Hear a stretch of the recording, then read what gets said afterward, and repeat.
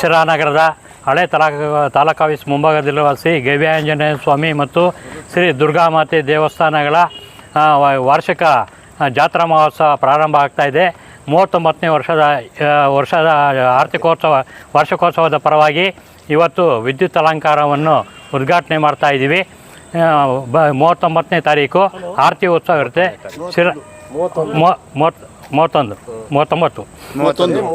ಮೂವತ್ತೊಂದು ಶಿರಾನಗರದ ಎಲ್ಲ ಭಕ್ತಾದಿಗಳು, ಎಲ್ಲ ಕುಟುಂಬದವರು ದೇವರುಗಳಿಗೆ ಆರತಿ ಉತ್ಸವವನ್ನು ಯಶಸ್ವಿಗೊಳಿಸಬೇಕಾಗಿ ನಾನು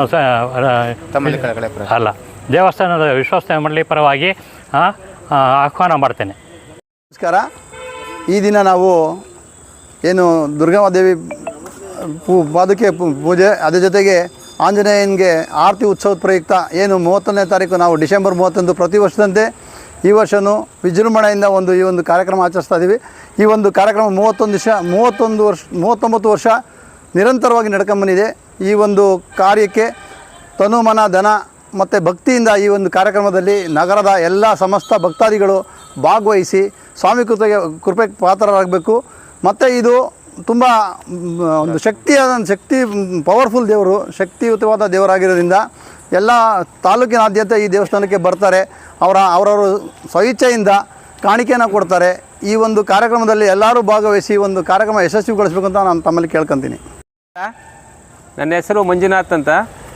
39ನೇ ವರ್ಷದ ಆರತಿ ಕಾರ್ಯಕ್ರಮ ಭಾರಿ ವಿಜೃಂಭಣೆಯಿಂದ ವರ್ಷದ ಕೊನೆಯ ಮಂಗಳವಾರ ಅಂದರೆ 31ನೇ ತಾರೀಕು ನಡೆಯಲಿದ್ದು, ಲಕ್ಷಾಂತರ ಜನ ಈ ಒಂದು ಧಾರ್ಮಿಕ ಕಾರ್ಯದಲ್ಲಿ ಭಾಗವಹಿಸ್ತಿರೋದ್ರಿಂದ ತಾವೆಲ್ಲರೂ ಸಹ ತನು ಮನ ಧನ ಸಹಿತ ಈ ಕಾರ್ಯಕ್ರಮದಲ್ಲಿ ಪಾಲ್ಗೊಳ್ಳಬೇಕಾಗಿ ಕೋರ್ತಾ, ಇಲ್ಲಿ ಮನರಂಜನಾತ್ಮಕ ಕಾರ್ಯಕ್ರಮಗಳಿರ್ತವೆ.